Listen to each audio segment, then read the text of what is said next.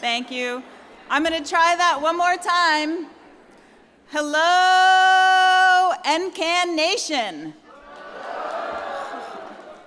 Fantastic. Thank you, everybody. I'm Marlene Ibsen, president of the NCAN Board of Directors. Thank you. As of 24 hours, not even, right? It fits. I like it. I am also the Vice President of Community Relations at Travelers and head of the Travelers Foundation. So I'm here with you today with both of my hats on. From a traveler's perspective, our primary area of work that we do in the community is focused on academic and career success for underrepresented students. That is the key outcome that we are trying to help drive with our financial and human resource in our key communities. And so, of course, NCAN is a really important organization for us. It's a great fit. We're proud to be a repeating sponsor for, I don't know, 4 or 5 years now, I think. So thank you to all of our members for all of the work that you do. At Travelers, we are trying to ensure opportunity every day for our customers, our employees, and our communities.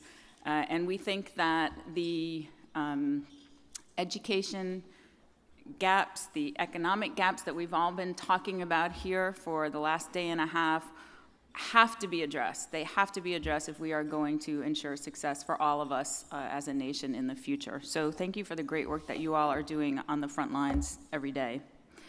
With my NCAN hat on, of course, we are fully committed to equity in this work and looking at those same gaps that we've been talking about and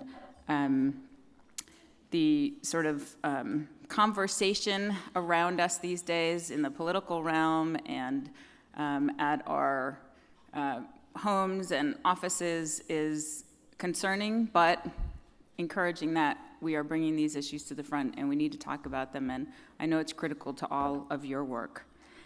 Last fall, the nation watched as students and faculty protested racial inequity at the University of Missouri-Columbia. Those events clearly demonstrated what we all know, but what rarely gets media attention. Our students face racial discrimination on college campuses. After weeks of outcry, including the threat of a boycott by the university's football team, the university system president and chancellor resigned. And in the wake of that leadership crisis, Michael Middleton was named interim president of the University of Missouri.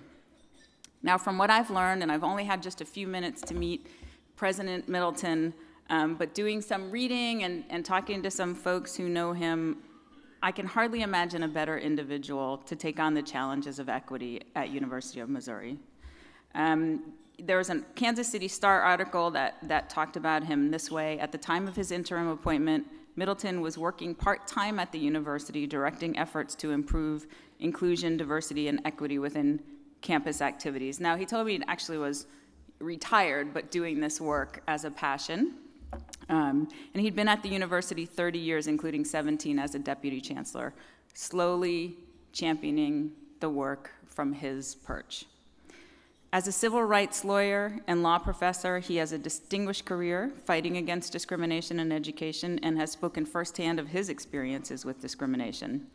President Middleton grew up in Mississippi and was one of the first African Americans to attend the University of Missouri. Colleagues say, and after just a few minutes, I can attest to this, he is steady and even-tempered, able to engage individuals with different perspectives in constructive conversations about the systemic injustices and the potential solutions. And I think if any of you have been following what's gone on in the 6 or 7 months since President Middleton took office, you will see that the university system curators have a deep commitment to making progress on these fronts, and President Middleton is leading some work that is already yielding great benefits for the university system. So all of us at NCAN are very grateful that he is here today to speak with us and give us his thoughts about how we can all continue to better support students through their college journeys and our work around equity. Please help me welcome Michael Middleton.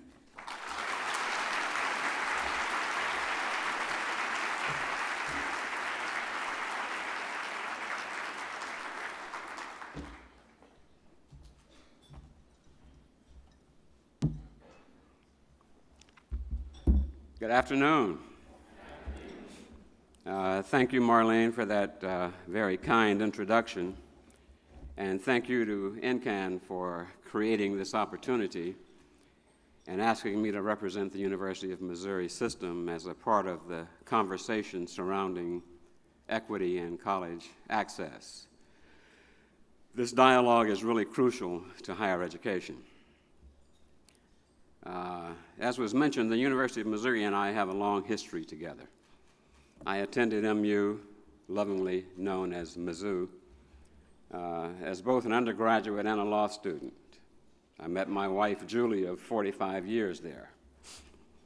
After graduation in 1971, I got my dream job as a trial attorney in the Civil Rights Division of the Department of Justice in Washington, went on to the Lawyers Committee for Civil Rights under Law, and then served in management capacities at the Department of Health, Education, and Welfare, the Equal Employment Opportunity Commission, and the Department of Education. I returned to my alma mater in 1985 as a law professor, then transitioned to the role of interim vice provost for minority affairs and faculty development, and then, as was mentioned, deputy chancellor shortly thereafter. I was asked to take this role as interim president of the UM system last November, 3 months after I retired from serving as deputy chancellor at Mizzou for 17 years. As a side note, I was really enjoying my retirement. But let me take you back some 50 years. When I came to Mizzou in 1964 as a freshman, my first day there, I was walking to one of our historic landmarks, which no longer exists, but it was a little bar where all the students went to drink 3.2 beer. It's called the Shack. And I was very eager to walk from my residence hall up to the Shack to meet some friends from high school who had also come to Mizzou. On my way to the Shack, a car passed by me full of some young white men who yelled out of the car, and I won't use the N-word, but they certainly did. N-word, go home. That greeting characterized the climate that I experienced for the next 7 years. I was marginalized in most classrooms. I felt totally isolated. I was constantly reminded that I was different and unwelcomed. I persevered and attended law school. Law school was not much different. That old catchphrase in law schools, look to the left, look to the right, one of you will not be here next semester, was prevalent. And it was clear that everyone there knew that I was the one who would not be there next semester. Consequently, I was pretty much ignored in my first year of law school, both by my fellow students and my professors, most of my professors. Once I successfully completed the first year, with a pretty good set of grades, people began to warm up a bit. But without the support of my family, a few enlightened professors, none of them, by the way, of color. We didn't get our first African-American professor until 1969. And my determination to become a civil rights lawyer, I wouldn't have made it. Let's fast forward 50 years or so. It's no secret that the University of Missouri faced challenging times last fall. But it's important to understand that there was a culmination of issues that arose that challenged the leadership on that campus. But there's also no denying that when issues like this occur on a campus, it has the potential to interfere with the success of our students. We're now taking necessary steps to make sure that that is not the case at Missouri. Since assuming this role, I've actively participated in the national dialogue surrounding campus race relations to help educate other higher education leaders on the importance of addressing this subject. This dialogue is crucial to the future of higher education, and it must continue as we plan for our future generations.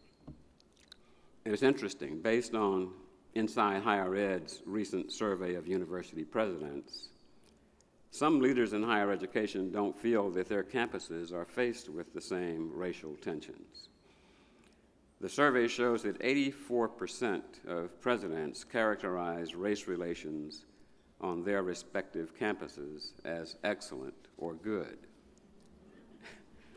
At the same time, only 24% describe the state of race relations at colleges and universities nationwide as good, and none describe race relations at colleges nationwide as excellent. Obviously, a large proportion of administrators feel the problems we've been facing at Missouri could never happen on their campuses. I can only hope that the conversations we're having at Missouri can serve as an educational opportunity for those administrators. The problems our university faces in the area of diversity are no doubt real and a significant challenge. In fact, universities are facing those same problems nationwide, as is our nation as a whole. Central to this conversation is access and success for underrepresented groups, and the need to make inclusion and equity just as important as diversity. I've emphasized to my university community that we must come together and make decisions in the best interests of the university, all of its students, and the future development of our society to empower real change in our communities. In the past 10 months, we've established a number of productive mechanisms and put processes in place to address the issues, specifically regarding diversity, equity, and inclusion that we're currently facing. Those initiatives include an in-depth audit working with IBIS Consulting Group that will provide a comprehensive assessment and inventory of diversity, equity, and inclusion policies, practices, programs, and procedures across the UM system. We've also hired the first ever system-level Chief Diversity, Equity, and Inclusion Officer, Dr. Kevin McDonald. I hear you. Dr. McDonald has jumped right in, working collaboratively with faculty, staff, and students across our four-campus system to establish a framework and a roadmap to connect diversity and inclusion efforts to various areas within our complex organization. He has an immense amount of experience in the area and has introduced our four campuses to his inclusive excellence framework, focused in four areas. The first of those areas is access and success. We all know that getting students into college is one significant accomplishment, but getting them through college is quite another.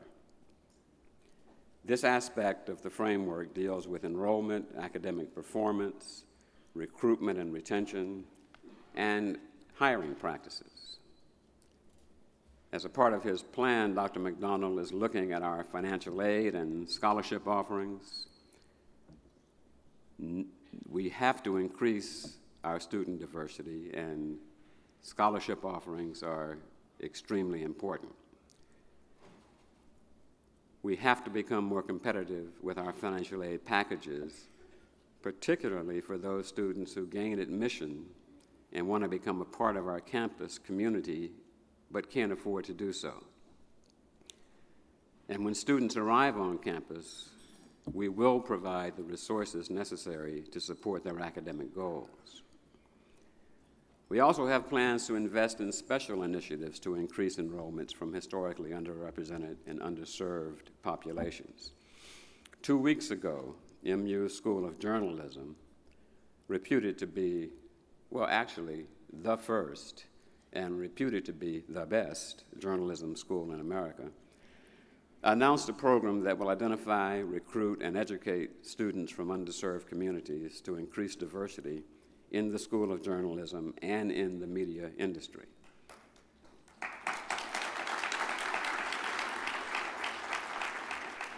The school will create mentorship, internship, and job placement opportunities with industry leaders and passionate alumni in ways that will support the personal, academic, and professional development of high school students through the first years of their careers.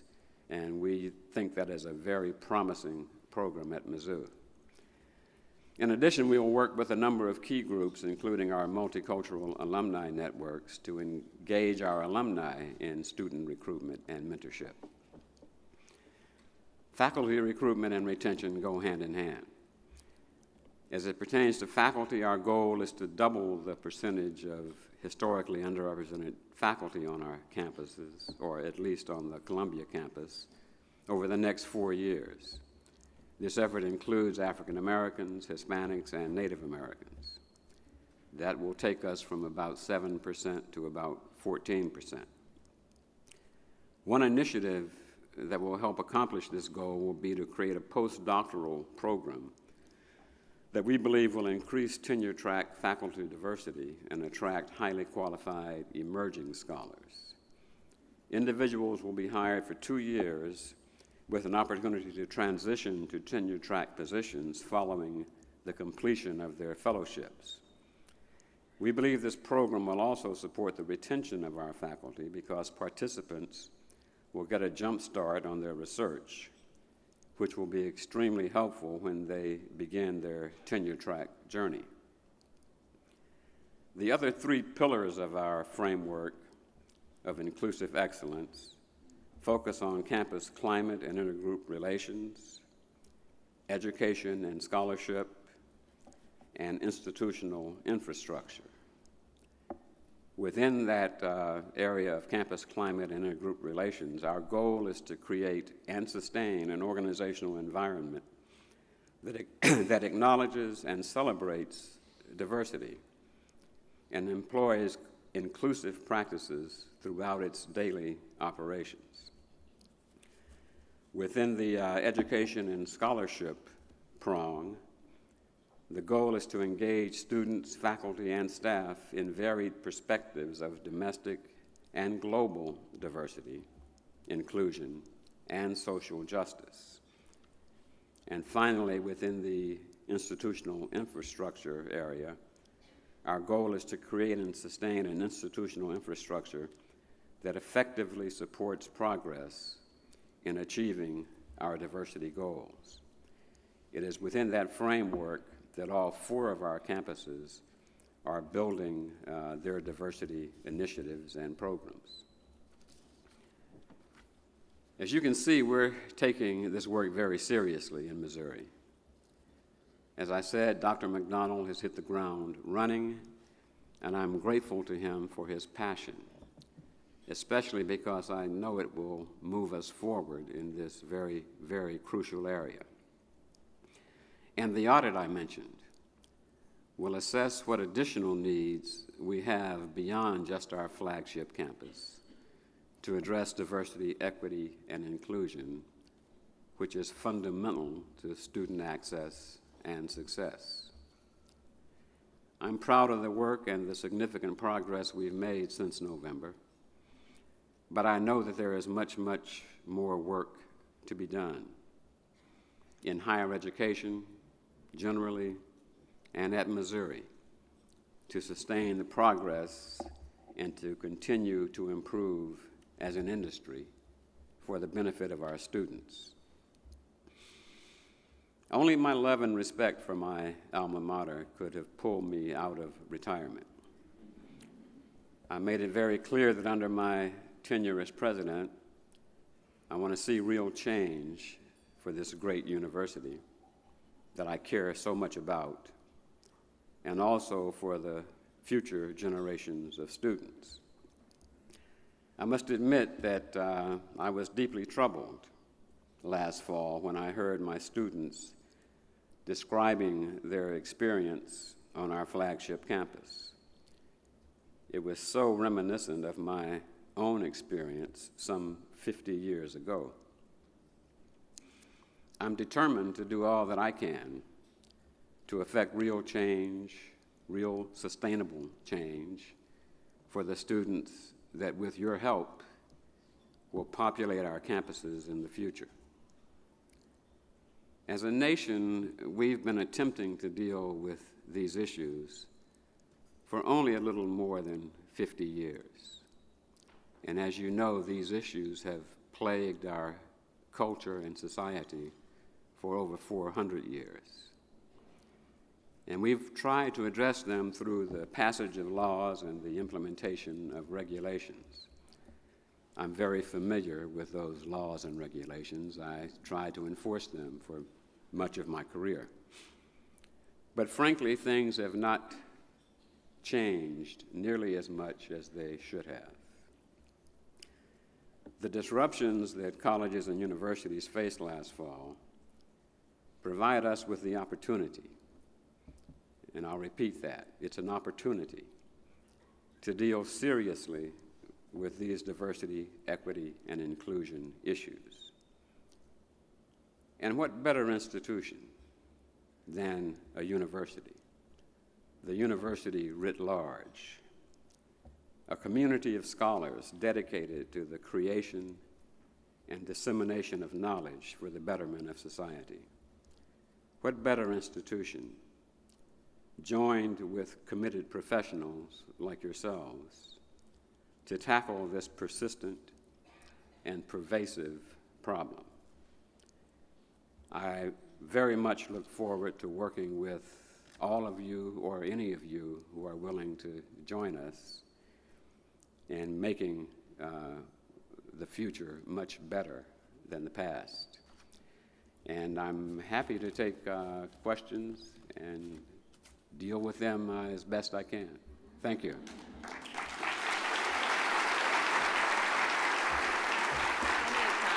I'm just going to give them instructions. Okay.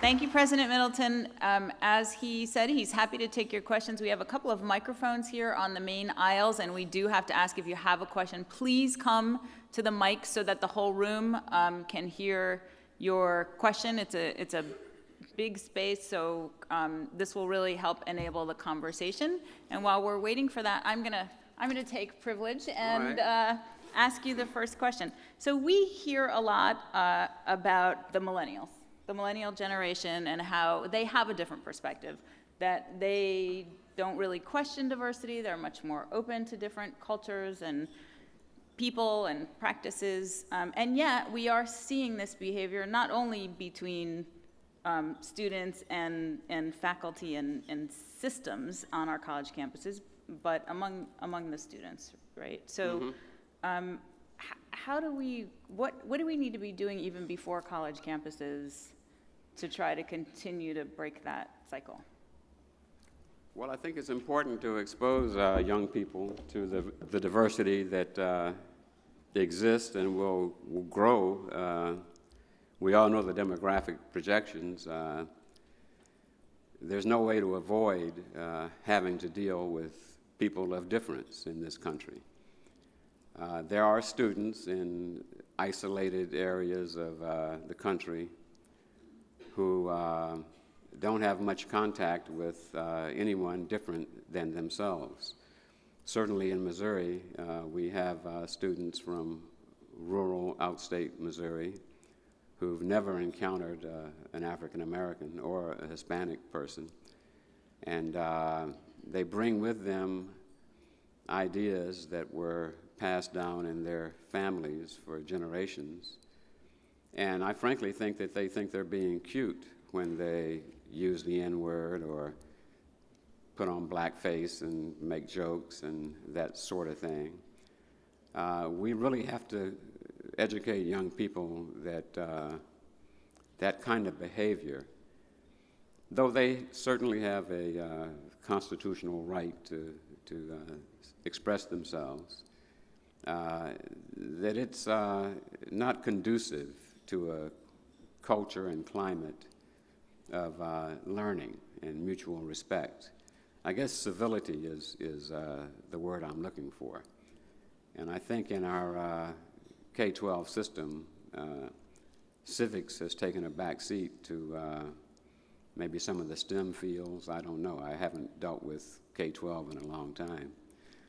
But students need to understand that the way they behave has serious impacts on the people around them.